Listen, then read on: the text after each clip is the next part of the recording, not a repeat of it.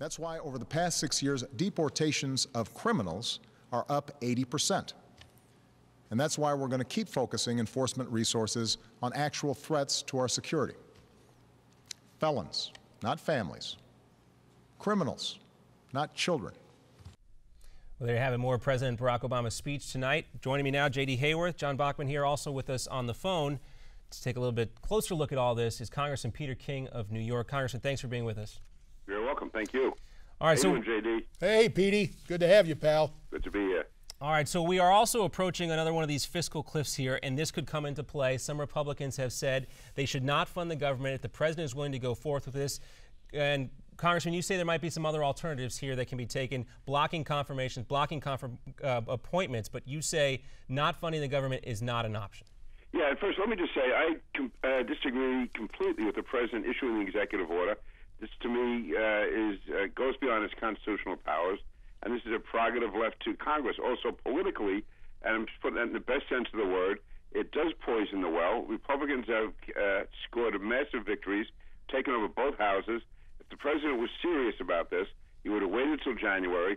He could have said, I'm going to issue an executive order on July 1st if we can't work out a deal. At that stage, if we couldn't work it out, he wants to do it, we can take whatever action we want to then. But to do it now, at the end of November, with the end of the year coming up, after an election which he lost, to me just shows it's basically just trying to score some cheap political points here. And it's wrong now. Pete, mindful of that election that the president and his party lost, there are a lot of Republicans who say, wait a minute, if we move forward with an omnibus spending bill, we in essence are giving this president what he wants, regardless of the verbal exception we might take to it in interviews. Aren't you concerned that by funding the government without trying to pull back and pull in the reins on this spending and the Department of Homeland Security, you're actually empowering the president to move forward unconstitutionally? Yeah, there's really, again, several sides to that argument from the Republican perspective. If we bring about action which ends up being every 30 days or 60 days, we come close to shutting the government down, or him shutting the government down, and we're not going to be able to present, I believe, a coherent Republican agenda. What I was looking forward to prior to the president doing this, or saying he was going to do this, is in January, you would have the House and the Senate both under Republican control. We could lay out a Republican agenda. We could go forward, focus the country on that. If we try to stop the funding on this, and I understand, believe me, why people want to do it, but the reality is we will spend next January, February, March fighting over one issue of immigration and whether or not the government is going to be shut down, and all other issues such as tax reform, as far as ISIS, as far as various security measures we should have or not have. All of that is going to be out of the public eye, and it's all going to be focused on whether or not the government is going to stay open. And to me, or whether or not we're going to lurch from continuing resolution to continuing resolution.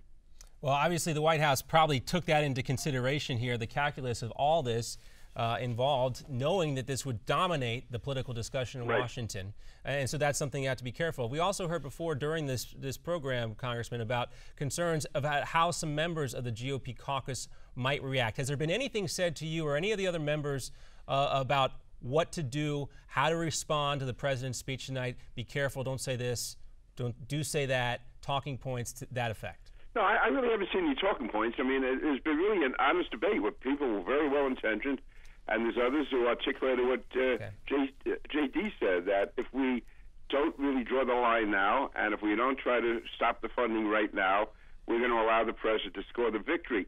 There's others, though, who believe, as I do, the president's trying to bait us into a fight on one issue, and so many other issues are going to be put to the side, and it's going to prevent us from laying out an agenda now. Well, we'll see what happens, Congressman. We'll have to leave that here. If you can stick around, we'd love to talk to you a little bit more. We got another segment to come, but if you got to go, we understand. We'll have John Fund. I do have to run off. I hate to say it. Okay, Congressman, thanks. We appreciate you joining us. We have John Fund coming up very soon. And also, guys, make sure you stick around after our special coverage tonight. We have a very special documentary coming up, I Killed Kennedy. That will be coming up at 9 o'clock here on Newsmax TV as well. JD and I will be right back with John Fund. More on the president's speech tonight on executive immigration reform.